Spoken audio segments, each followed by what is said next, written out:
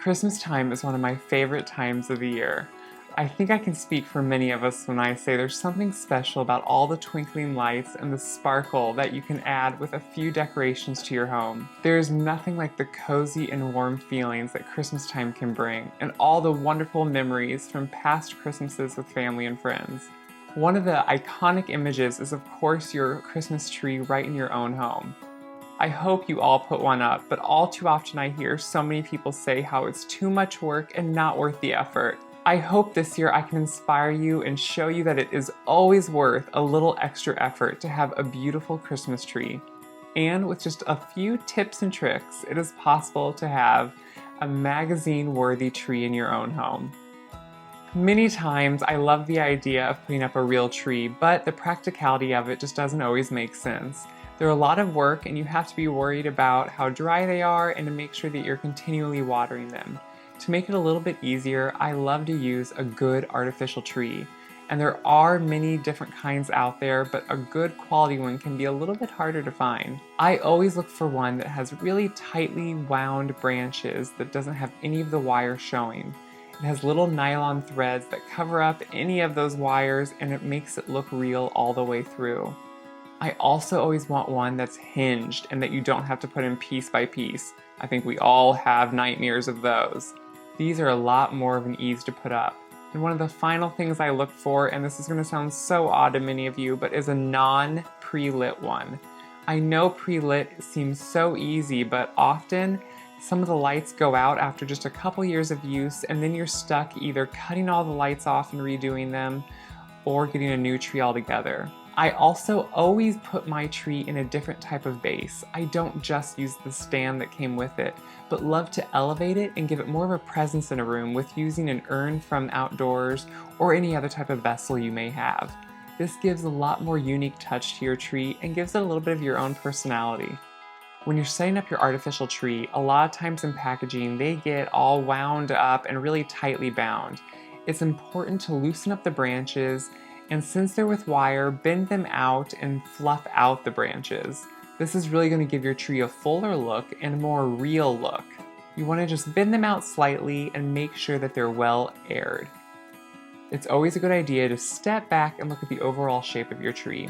That way you can go and manipulate certain branches if you need to and move them around as needed. When putting lights on, I just like to make sure that you don't see the cords, that they're tightly against the branches and not just thrown on. It is worth a little bit extra time to make sure that you hide all these cords. It's so much more beautiful. When going to decorate a tree, a lot of people just start by putting whatever ornaments they have on hand. I think it's a little bit more important to think through your color palettes. Make sure that your ornaments are all going together cohesively and fit your room aesthetic really well. A lot of different colors can make a tree feel festive and Christmassy. It doesn't have to be red or green, but of course that is the most traditional and beautiful way. I this year am using some different muted tones of seafoam greens, a little bit of turquoise blues, and silvers to sparkle and brighten this tree. When pulled together with the lights and the garlands, it really has a Christmas and festive flair. But the colors aren't as important as picking what you like and what fits your personality in your home. To start, I always use a garland that I have first. It's the best way to put it on without having all the ornaments in the way. Look for dead spots in your tree and make sure to evenly space depending how much garland you have. This is also a good time to hide, if you're using an urn, the inside of the urn to see it. This is why I start with putting the first garland at the base of my tree to hide whatever I'm holding my tree up with. Then I evenly space them out with any major dead spots and stick them in and kind of maneuver them around as needed.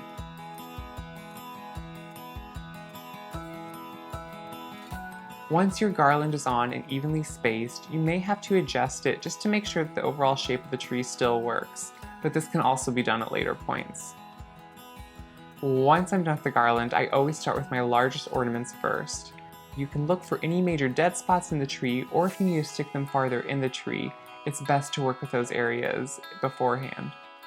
Make sure that the ornaments hang unobstructed and that they don't just rest on another branch.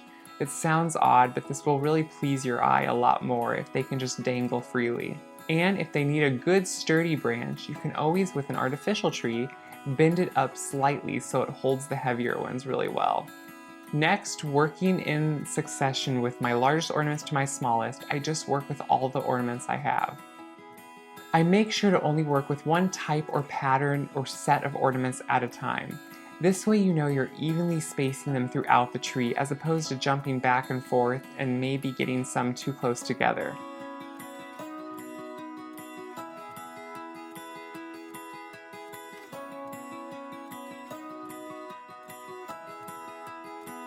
And I also make sure to always get some around the back and sides of the tree too.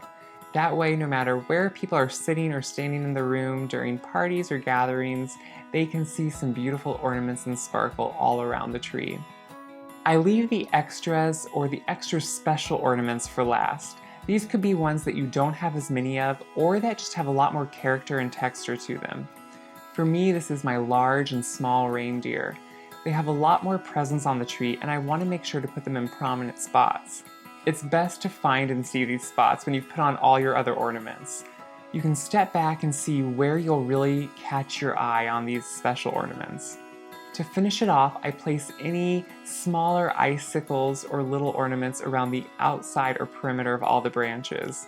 These are the ones I may have the most of, but they're also the smallest, so I want them on all the outsides of the branches and really just to look like they're dripping off.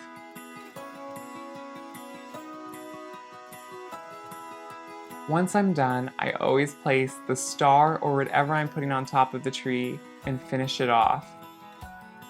Sometimes I put a lot of twigs and branches and extra special things on the top, and sometimes it's just a star. It just depends on the year. The decor and aesthetic of a tree can really vary from person to person, and each decor style is different, but it can represent the decor of your home and the personality of you.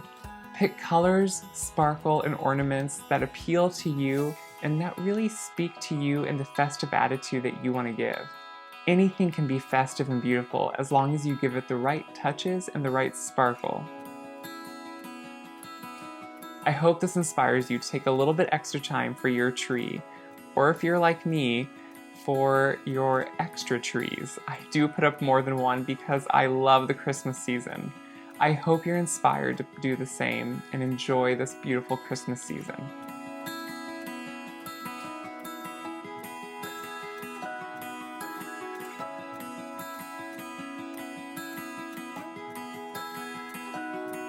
Thanks for watching this video.